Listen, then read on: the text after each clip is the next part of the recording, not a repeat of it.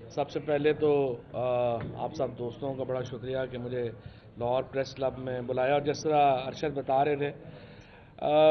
1993 میں ایکچولی میرا تعلق ایسے شروع ہوا کہ میرے جو تایا تھے وہ گورنر تھے چودھری الطاف صاحب پنجاب کے، اور بہت ان کا صحافیوں میں ان کا بڑا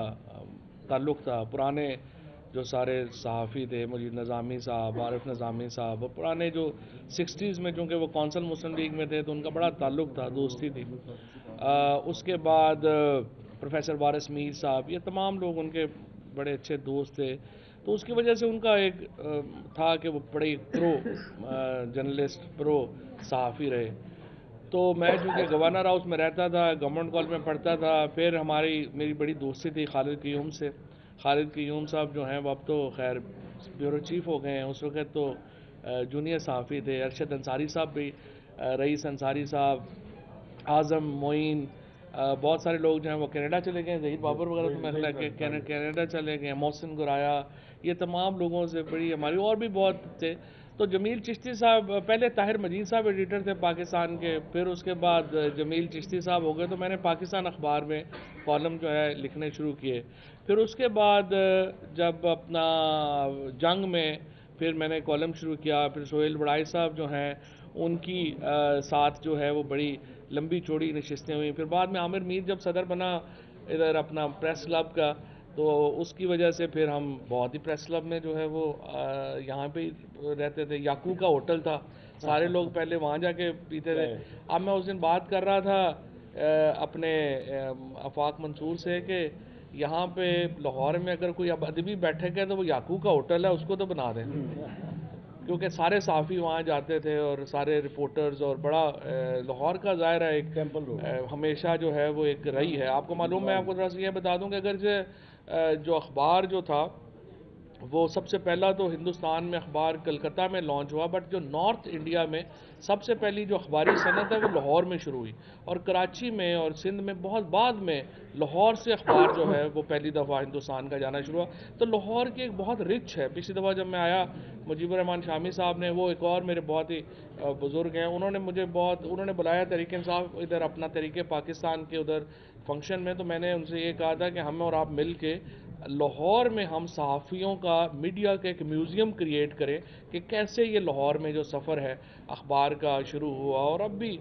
لاہور کی جو بات ہے وہ شاید اور کسی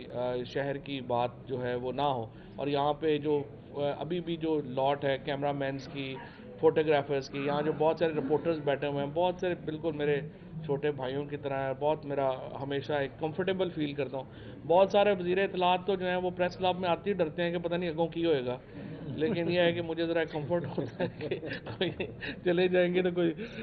اور بھی ہوں گے، تو اس لیے یہ میرا ہمیشہ ایک بڑا گہرا تعلق جو ہے وہ رہا ہے۔ اچھا، احمد فراز نے جو دو صحافیوں کا اس میں، زاہد صاحب، اور مجھے بڑی خوشی ہوئی ہے احمد کہ آپ نے اسد سائی اور زاہد کے نام یہ کتاب کی ہے۔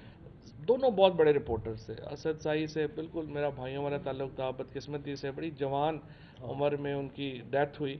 اور بڑا محنتی آدمی تھے، اور اگر کرائم رپورٹنگ میں کسی بندے کو اس طرح سے میں دیکھا ہے تو وہ اسد سائی کو دیکھا، اور بالکل احمد فراز میں آپ کو مبارک دیتا ہوں کہ آپ نے اپنی کتاب کا بڑا ہی اچھا ان دونوں کے کیا، اور زاہد کو اور اسد سعید کو میرا خیال ہے کہ جو ایک ہدیہ تبریک پیش کرنے کا اس سے اچھا کوئی طریقہ نہیں تھا۔ اب آئیے یہ کتاب کی طرف۔ کتاب جو ہے جی یہ مائنڈ باگلنگ ہے، اور میں تو سمجھتا ہوں کہ اس کو پاکستان میں جو بھی کرمنل جسٹس سسٹم سے وابستہ لوگ ہیں ان کو تو ضرور پڑھنا چاہیے، تاکہ ہمیں پتہ چلے کہ 1990 کے بعد ہم نے یہ ساری اپنا پولیس سسٹمز ہم نے تباہ کیسے کیے، اور جو آج ہم بیٹھ کے، میں تو جب بھی انفارمیشن منسٹر کا ہونے کا فائدہ یہ ہوتا ہے کہ آپ کو ٹاپ میٹنگز میں بیٹھنے کا موقع ملتا ہے، آپ اپنی اوپینینز بھی وہاں پہ دے سکتے ہیں۔ تو میری اوپینین ہمیشہ یہی رہی ہے کہ ہم نے اپنا جو پولیس کا نظام تھا 1867 میں جو انگریزوں نے بنایا تھا، ہم نے اس کو تباہ کر دیا اور اس کو ریپلیس ہم نے کیا نہیں۔ سو اب تھانے دار جو ہے ایس ایچ او، اس کی ہم نے بالکل حیثیت، پوزیشن ہی ختم کر دی ہے۔ اس کے بعد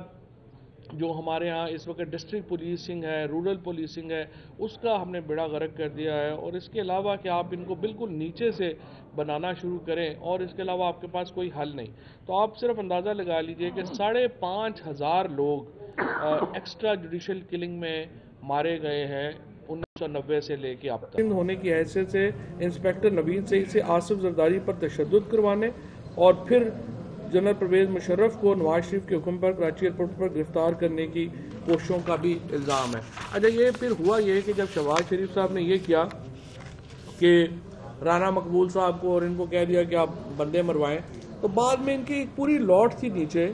جس کا ذکر بڑی تفصیل سے کتاب میں ایک نام کا ہے۔ انہوں نے کیا کرنا شروع کر دیا کہ انہوں نے پرائیویٹ لوگوں سے پیسے لے کے اپنے ان کے مخالفوں کو مارنا شروع کر دیا، جس کے نتیجے میں ایک بالکل ہمارا جو سٹرکچر تھا، ایک کرمنل جسٹس سٹرکچر تھا، وہ بالکل ہل کے رہ گیا، کیونکہ جو ایس ایچ اوز تھے تگڑے اس دور میں، وہ کیا کر رہے تھے کہ وہ لوگوں سے پیسے لے کے بندے مروا رہے تھے، اور شہباز شریف صاحب کی ان کو مکمل پشت پناہی اس معاملے میں حاصل تھی۔ ایک اور ایکسٹریکٹ میں اس میں بتانا چاہتا ہوں۔ جعلی پولیس مقابلوں کی روایت سابق وزیر پنجاب میاں نواز شریف کے دور میں لاہور کے ایس ایس پی رانا مقبول صاحب، آپ کو پتہ ہی ہے کہ اب نون لیگ کے انہوں نے سینیٹر بنا دیے، جنہوں نے طالب علم رہنما رانا ضیاء کو دریائے راوی کے کنارے مبینہ جعلی پولیس مقابلے میں پار کروا کر جعلی مقابلوں کی بنیاد رکھی، اور پھر اس کیس کی جوڈیشل انکوائری کے درمیان گواہوں سے ملی بھگت کر کے کیس اپنے حق میں کروا لیا، اور پھر اشرف اور بچو، رشید اور شیدو اور بالا گاڑی جیسے افراد کو جیلوں سے نکال کر جو ہے وہ پولیس مقابلوں میں مار دیا گیا۔ جب شہباز شریف وزیر اعلیٰ بنے تو انہوں نے پولیس کو دہشت گردی، ڈکیتی، اغوا اور دیگر جرائم کی روک تھام کے لیے پولیس مقابلوں کا کھلا فری ہینڈ دیا، اور اس کے نتیجے میں سینکڑوں جو ہے وہ پولیس مقابلے ہوئے۔ پھر اس میں جو سبزہ زار پولیس مقابلہ ہے 27 اپریل 1998 کو یہ ہوا، اور یہ بڑا مشہور لاہور کا پولیس مقابلہ تھا، جس میں 5 لوگ جو تھے، عبدالرؤوف، وسیم، طاہر، ریاض اور عابد چادری جو تھے، ان کو جعلی پولیس مقابلے میں ہلاک کر دیا گیا، اور ان کو بھی تھانے سے نکال کے مارا گیا تھا۔ یہ تمام واقعات کو احمد فراز نے اپنی کتاب میں بڑی تفصیل سے درج کیا ہے، اور ایک ڈیٹا ہے۔ میں سمجھتا ہوں کہ انفارچونیٹلی یہ بات صحیح ہے کہ جو ہمارے ہاں پولیس ریفارمز اور جوڈیشل ریفارمز ہونے چاہیے تھے، اس کی طرف ہم نے اس طرح سے نہیں بڑھے جس طریقے سے بڑھنا چاہیے۔ اس کا ایک بڑی وجہ یہ بھی ہے، میں آپ کو بتاؤں کہ اس کا بہت جو ہمارے ریفارمز ہیں، کرمنل جسٹس ریفارم، وہ 4 بنیادی محکموں میں ریفارم آپ سمجھیں گے۔ اس میں ایک تو آپ کا پولیس کا ریفارم ہے، پھر دوسرا آپ کا پروسیکیوشن کا ریفارم ہے، اور تیسرا آپ کا عدلیہ کا ریفارم ہے، اور تیسرا آپ کا پریزن کا ریفارم ہے۔ جب تک یہ 4 اداروں میں آپ اکٹھے ریفارمز، اکٹھی اصلاحات نہیں کریں گے، آپ کو کرمنل جسٹس میں ریفارم آ نہیں سکتا۔ اب میں اس پہ ابھی بھی ٹرانسپیرنسی انٹرنیشنل کی رپورٹ آئی ہے، انہوں نے عدلیہ اور پولیس کو کہا ہے کہ وہ سب سے زیادہ جو پرسیپشن ہے لوگوں کی، اس میں یہ کرپٹ ادارے ہیں۔ اب اس کے اوپر میری نظر میں جو چیف جسٹسز ہیں ہمارے اور آئی جیز ہیں، ان کو سر جوڑ کے بیٹھنا چاہیے۔ وزیر اعظم کی خواہش ہے، وہ ہر کیبنٹ میٹنگ میں یہ بات کرتے ہیں، مجھے یہ کہنے میں بھی کوئی مسئلہ نہیں ہے کہ ہمارے جو لا ڈپارٹمنٹس ہیں، انہوں نے اس کی جانب جتنی تیزی سے موو کرنا چاہیے تھا وہ موو نہیں کیا، یہ حکومت کا فیلئر ہے۔ لیکن جب تک عدلیہ اس میں اپنا ہاتھ نہیں ڈالے گی، جب تک عدلیہ کے خصوصاً جو ہمارے صوبائی چیف جسٹس صاحبان ہیں اور ان کے ساتھ 2 3 جو سینئر ججز ہیں، کیونکہ انفارچونیٹلی ہمارے ہاں جو چیف جسٹس کا ٹینیور نہیں ہے تو وہ بڑی کم مدت کے لیے آتے ہیں، لہٰذا کوئی ریفارم وہ اکیلا نہیں کر سکیں گے۔ انہیں اپنے 2 3 4 جو سینئر ججز ہیں ان کو ساتھ بٹھا کے عدالتی جو نظام ہے، اگر کرمنل جسٹس سسٹم کا آج برا حال ہے تو اس کی ایک بہت بڑی وجہ عدالتی ہمارے ججز کی جو ایٹیچیوڈ ہے ٹورڈز کرمنل جسٹس سسٹم وہ ہے، اور جب تک اس کو وہ چینج نہیں کریں گے، اور انفارچونیٹلی اس پہ جتنی کنسرن عدلیہ کو ظاہر کرنی چاہیے ابھی تک وہ کنسرن ہمیں نظر نہیں آ رہی ہے۔ اور میرے خیال میں جہاں ایک طرف ہم لا منسٹری کو اور جو باقی ہمارے اٹارنی جنرل ہیں، لاء سے وابستہ لوگ ہیں، ہم سمجھتے ہیں حکومت میں ان کو ایک اپنا کام کرنا چاہیے. دوسری طرف عدلیہ کو اور جو ہمارے سینئر پولیس آفیسرز ہیں ان کو بھی اس کے اوپر اپنا کنسرن ظاہر کرنا چاہیے، کیونکہ جب تک یہ تین اکٹھے نہیں ہوں گے آپ ریفارمز جو ہیں وہ کرنا چاہتا ہوں کہ آپ نے کتنا زبردست ڈیٹا جو ہے یہ میڈ اٹ اویلیبل جن کو جو پڑھیں گے. اور آخر میں تھوڑا سا یہ لاہور پریس کلب کی طرف واپس آتے ہوئے، آج پتہ ہے آپ کو وزیر اعظم ایک بہت بڑے پروگرام کا اعلان کرنے جا رہے ہیں جہاں پر انشاءاللہ پنجاب میں اب تمام لوگوں کو 10 لاکھ روپے تک کی ہیلتھ انشورنس اویلیبل ہوگی، اور 50,000 روپے سے کم لوگ جو ہیں وہ 30% ان کا جو راشن ہے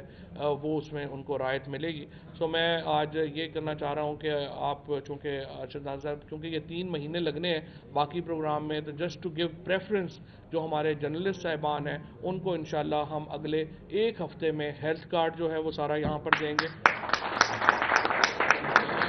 اور اسی طرح سے جو ہمارے کیمرہ مین اسپیشلی یا میڈیا ورکرز جن کی تنخواہیں 50,000 روپے سے کم ہیں ان کو ہم 30% جو آٹا دال اور گھی کے اوپر جو رعایت ہے اس کے اوپر بھی ہم اس پروگرام میں وہ شامل کریں گے. اور یہ چونکہ ابھی باقی پروجیکٹس کو 3 مہینے لگنے ہیں، ہم آپ کے لیے اس کو جلدی کر کے انشاءاللہ اگلے 1 ہفتے سے 10 دنوں میں مکمل کریں گے. بہت شکریہ. ایک اور پریس کانفرنس نہیں کر رہا. نہیں ویسے ایک چھوٹا سا میں پیار نہ بتا باہر کی کراچی ٹی ٹی پی اور ٹی ایل پی دونوں کے درمیان ایک تھا. ٹی ٹی پی کے درمیان وہ اب نہیں رہا، پولیو ورکرز کے اوپر حملے ہو رہے ہیں. میں یہ جاننا چاہوں گا کہ کیا معاہدے میں گورنمنٹ شامل تھی یا اوپر سے یہ دونوں پارٹی کے ساتھ معاہدہ ہوا کہ وہ ایسی مسئلے. میں نے آج پھر یہ کہا ہے، دیکھیے کل جو جس طرح سے طالبان حکومت نے دوبارہ زور دیا ٹی ٹی پی کے اوپر کہ وہ معاہدے کی قدر کریں اور سنیں، وہ ان کی ایڈوائس جو ہے وہ سین ایڈوائس ہے. میں نے کل بھی یہ کہا ہے کہ بڑی سمپل بات ہے، جو ہمارے آئین اور قانون کا احترام کرے گا اس کے ساتھ بات چیت کریں گے، ورنہ پہلے بھی لڑے ہیں دوبارہ لڑ لیں گے.